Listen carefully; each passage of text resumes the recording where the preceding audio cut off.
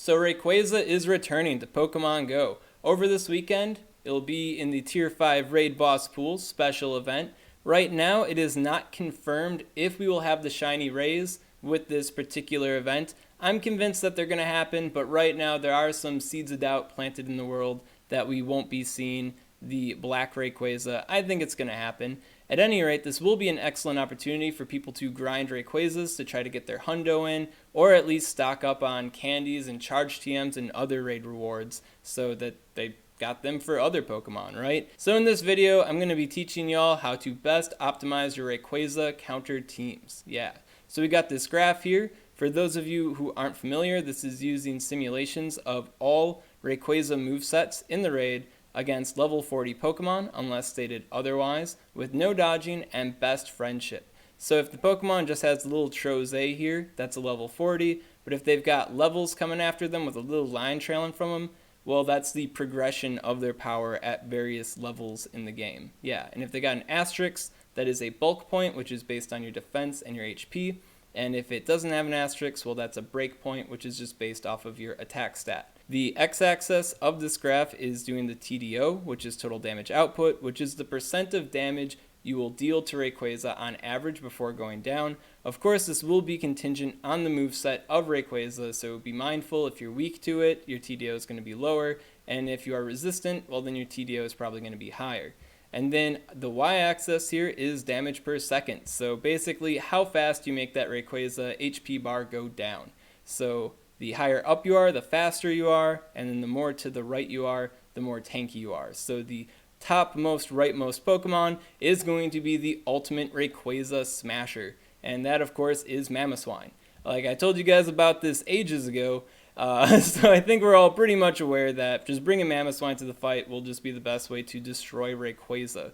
Even at level 30, like level 29th, level 30.5, yeah, Mamoswine is basically as good, if not better, than everything else. So if you do have a whole bunch of Swinubs and Swinub candies stocked up from the Community Day event, well, this will be a perfect time to whip out your Mamo and just destroy Rayquaza. Be mindful that this is using the Powdered Snow and Avalanche moveset. If you are using Ancient Power, the DPS will dip to around 20, and this graph starts at 25, so it's gonna be pretty low. So yeah, you might want to try to stick to your Avalanche Mamoswines if you want to optimally destroy Ray here.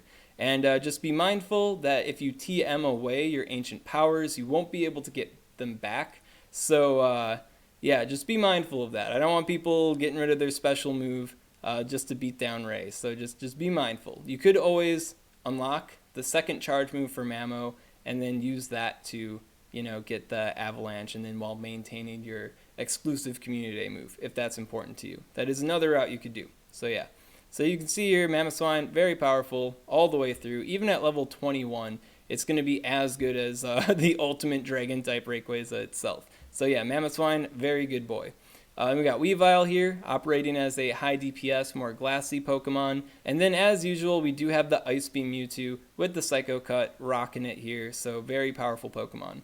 Now, these three ultimate Pokemon aside, there are a whole slew of other options that work out for this raid.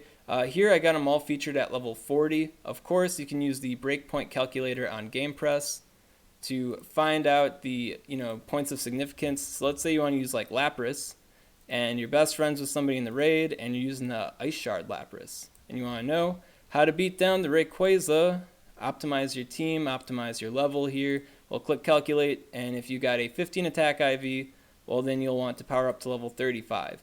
But if that's like a little bit too steep for you and you're at like level 29, well, then this might reveal to you that the level 29.5 breakpoint will increase your damage. Yeah, it's just one extra damage per hit, but that really does add up pretty quickly in these raids. I mean, you can see a nice illustration of how much it adds up here on this graph for the Pokemon that I have featured, right?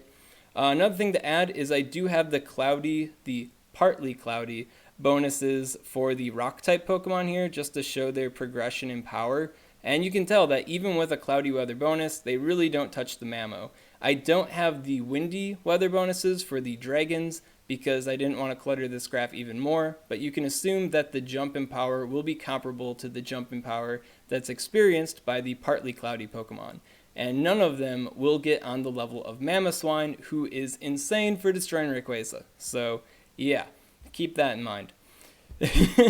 So if you're sitting at home and you're curious, Ryan Swag, how do I achieve the duo? Well, the DPS required collectively to duo Rayquaza is going to be 50.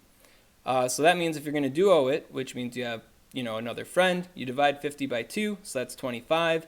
So you can tell here that this is where the graph starts. So everything featured here will be able to participate in a Rayquaza duo. Of course, the more up and the more right your Pokemon are, the better they're going to be for the duo, because you do have to re-lobby, and like something like this guy might just be a little bit too close to the edge, and then you won't have enough DPS to beat Rayquaza in time. But I'm pretty sure any amount of Mamoswines and Mewtwo's and Weaviles will make up for any deficiencies in like including a Rhyperior or something into your duo squad. As far as trios go, I mean, like any of these guys at a decent level will be able to participate in a trio, so that's good to keep in mind. Now, if the duo is so easy, and we see here that our best friend Mamoswine without a weather boost is towing the 45 DPS, could Mamoswine solo a Rayquaza in the snow? And the simple answer is that it's extremely close, because you will be getting the snowy weather boost, but you will no longer have the friendship boost. So you get boosted up, but you get knocked back a little bit. And it seems like it's just like ever so close. Like, I really wouldn't promote people attempting the solo because it just seems to be a bit too narrow to the point where it'd just be very frustrating, even if you had maxed out Mamos. But I'm not going to discourage people from trying it. I'm going to say that it could happen. I'm not saying it's impossible. I'm just saying that it could be frustrating. So yeah, sticking to the duos might be a better way for you to, make the most out of the weekend. And as with any raid boss in Pokemon Go, going in with 4 to 5 friends is the best way to maximize your time and your rewards and all your bonuses, because to get all the bonus balls you need to do 20% damage, so 4 to 5 people will more or less guarantee that everybody gets their full bonuses for taking on Ray, if you do want to optimize time and damage and all that nonsense. Of course, you could just dogpile with a bunch of people and just slam a billion Rays with all of your Mamoswines and watch Rayquaza just disappear the moment it appears on screen, which is also pretty satisfying and is a great way to just melt through a whole bunch of Rayquaza raids. Yeah. Now, if you want a quick reference to being able to duo or trio or whatever, there is a Rayquaza Duo guide on GamePress, not made by me. I believe Trust the Cones, Trust the Kev, I believe he's behind this one, although I'm not 100% sure, and they didn't put a name on this one, so I don't 100% know who made this.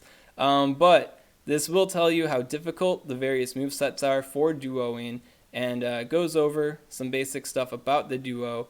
And there is also this nice infographic which shows that you can duo with these guys at level 25 or higher, these guys at level 30 or higher, these guys at level 35 or higher, and then these guys at level 40. Just like a quick reference, not getting too technical with it if you just want to reference all that. Of course, links in the description to all of these lovely resources to help you beat down on Rayquaza. Now, you may be sitting at home asking yourself, Ryan Swag, why do I even want to capture these Rayquazas? Is it good for anything? Well, aside from the raid rewards, which, the candy and the charge TMs and the Stardust, Rayquaza is the most powerful Dragon-type Pokemon in Pokemon Go, or at least in a DPS sense for raiding. So I think everyone could benefit from having a very powerful Rayquaza on their team just so they can throw it at raid bosses, especially Dragon-type raid bosses that I guess aren't doubly weak to ice, right? Little conditions there. But yeah, no, Rayquaza, very powerful Pokemon, and maybe a very powerful Pokemon for generations to come. So I think everybody could benefit from at least one Ray. That said, if you do already have a bunch of maxed out like Dragonites or something like that, well then the influence of Rayquaza on your team isn't going to be that big of a deal. If you're into PvP, I have to say Rayquaza isn't the best PvP Pokemon either. Main thing holding it back is that it has Dragon Tail, not Dragon Breath. So when it's competing with other Dragon-type Pokemon in the league, it's kind of held back. And then it doesn't have anything in the way of counter coverage against Steel-type Pokemon. So yeah, Ray, deck is currently stacked against it for PvP. Of course, this could all change in the future if they change the composition of movesets, add buffing and nerfing moves that could work out for Rayquaza, etc. And then, of course, in the deep, deep future, we do have Mega Rayquaza to look out for. I don't know how they're going to implement Megas in Pokemon Go, but Mega Ray is looking pretty beastly, so that is something to keep your eye out for. Yeah. So Rayquaza, powerful Pokemon, good idea to have a bunch of candy on it. And Rayquaza is a pretty easy Pokemon to defeat pretty quickly in mass, so that's a bunch of like charged TMs and rare candy and Stardust just looking to be reaped this weekend. Yeah. And if we get the shiny, well, the shiny's black, and it's a black dragon. And like, what's cooler than a black dragon, right? So I think there's going to be the shiny. We're going to find out soon enough if that's going to be a thing or not, though. So just keep your eyes online, and you'll probably see people hyping about it if it's real. So that's all I gotta say about the Rayquaza raid. As always, if you got any questions on this content, comment below, let me know what's up, and I'll be happy to help you out. And if you enjoyed this content and you want to see more like it, well then make sure to subscribe to SwagTips. SwagTips. Yeah, that's basically it. Look at that Ray. It's gonna get you.